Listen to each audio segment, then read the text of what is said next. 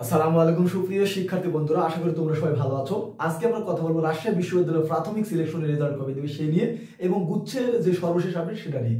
তো ভিডিওটি শুরু করার আগে এখনো যারা ভাই চ্যানেলটি এডুকেশনাল ছাগল চ্যানেলটি সাবস্ক্রাইব করে নি, তুমি যদি বিশ্ববিদ্যালয়ের ভর্তি তথ্য সবার আগে পেতে চাও তাহলে অবশ্যই ভাই চ্যানেলটি সাবস্ক্রাইব করে রাখো। বিশ্ববিদ্যালয়ের আবেদন সংখ্যা এবার কিন্তু বিভিন্ন ইউনিটে, এ ইউনিট, বি ইউনিট এবং সি ইউনিটে রাজশাহী বিশ্ববিদ্যালয় কতজন আবেদন করেছে।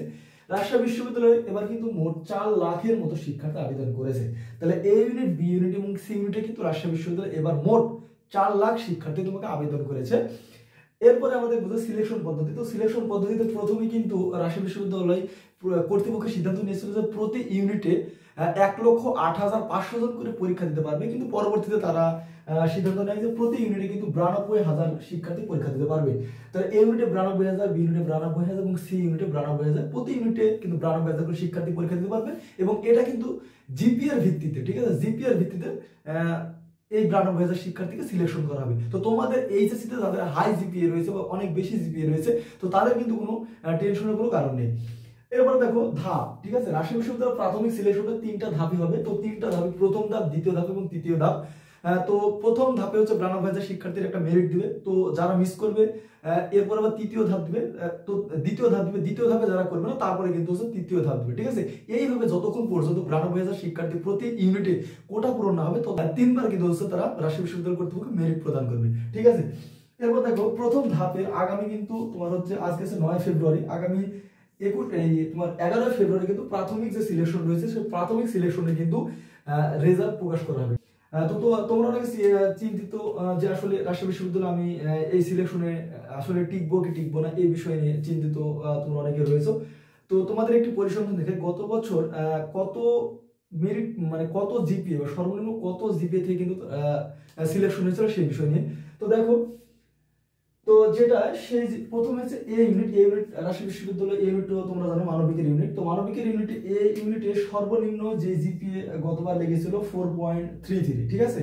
এবং এই ইউনিটে যেহেতু সবাই পরীক্ষা দিতে পারবে, বিজ্ঞান বিভাগের শিক্ষার্থীরা পারবে, মানবিক বিভাগের শিক্ষার্থীরা পারবে, মানবিক বিভাগের শিক্ষার্থীরা পারবে, ব্যবসা শিক্ষা বিভাগের শিক্ষার্থীরা পরীক্ষা দেবে। তো এই ইউনিটে মানবিক থেকে তোমার হচ্ছে জিপিএ লাগবে, সর্বমোট লেগেছিল 4.33। বিজ্ঞান বিভাগের শিক্ষার্থী যারা পরীক্ষা দিয়েছিল তাদের লেগেছিল 4.83 এবং ব্যবসা শিক্ষা বিভাগের শিক্ষার্থী যারা এই ইউনিটে পরীক্ষা দিয়েছিল তাদের লেগেছিল হচ্ছে 4.67।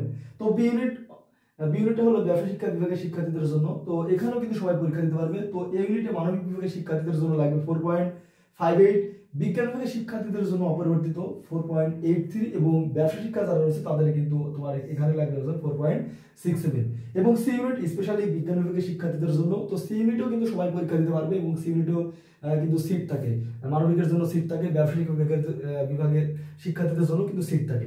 তো সি ইউনিটে তোমার হচ্ছে সর্বনিম্ন জিপিএ লাগবে, মানব বিভাগের শিক্ষার্থীদের জন্য লাগবে 4.67, বিজ্ঞান বিভাগের শিক্ষার্থীদের জন্য এখানে তোমার হচ্ছে জিপিএ লাগবে হচ্ছে লেগেছিল হচ্ছে প্রথম মেরিটে জিপিএ 5 লেগেছিল এবং এখানে ব্যবসা শিক্ষা বিভাগের শিক্ষার্থী যারা রয়েছে তাদের জন্য কিন্তু জিপিএ 5 লেগেছিল সি ইউনিটে। তো এই হলো রাজশাহী বিশ্ববিদ্যালয়ে তোমার হচ্ছে গত বছরের যে জিপিএ ভিত্তিতে তোমার যে প্রাথমিক সিলেকশনে মানে সিলেকশনের মেরিটটা প্রকাশ হয়েছিল সেটা। তো এবার ধারণা করা হচ্ছে যে একটু বেশি লাগতে পারে, কারণ এবার হচ্ছে জিপিএ এর সংখ্যা অনেক একটু বেশি রয়েছে। তো এরপর আমরা কথা বলবো আসলে গুচ্ছ নিয়ে। তো গুচ্ছের সর্বশেষ আপডেট কি সেটা নিয়ে। তো গুচ্ছে কিন্তু ইতিমধ্যে তোমরা জানো যে 24টি বিশ্ববিদ্যালয়ের মধ্যে কিন্তু 3টা বিশ্ববিদ্যালয় বের হয়ে গেছে, খুলনা, জগন্নাথ এবং সাস্ট কিন্তু বের হয়ে গেছে, এরা কিন্তু গুচ্ছের কোনোভাবে আসবে না।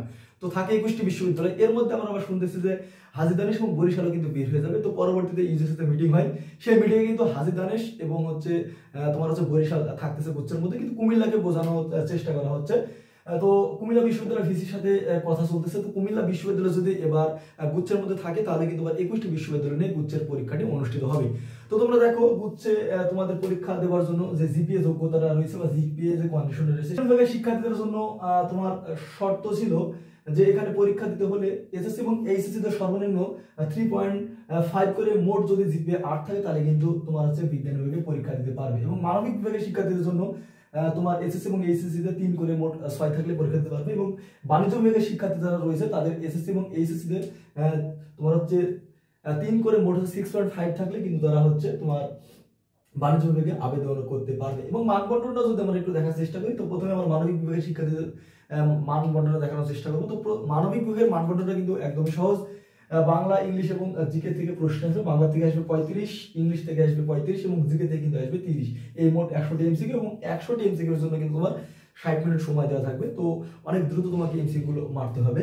তো বিজ্ঞান বিভাগের শিক্ষার্থীদের জন্য দেখো, বিজ্ঞান বিভাগের শিক্ষার্থীদের জন্য পদার্থ, রসায়ন, জীব, বাংলা এবং ইংরেজি থেকে মারতে পারো। তোমাদের যাদের 4 সাবজেক্ট সেখান থেকে সেক্ষেত্রে তোমার হচ্ছে বাংলা এবং ইংরেজি এগুলো একটা মারতে পারো। তো বাংলা থেকে আসবে তোমার হচ্ছে বাংলা এবং ইংরেজি, দেখুন এখান থেকে তোমার হচ্ছে 25টি করে এমসিকিউ থাকবে। তো পদার্থ থেকে থাকবে হচ্ছে 25টি এমসিকিউ, রসায়ন থেকে 25টি এমসিকিউ এবং ইংরেজি থেকে থাকবে হচ্ছে 25টি এমসিকিউ, এবং আমরা বললাম যে জীব থেকে কিন্তু থাকবে হচ্ছে 25টি এমসিকিউ। ঠিক আছে, তো এই মোট 100টি এমসিকিউ থাকবে।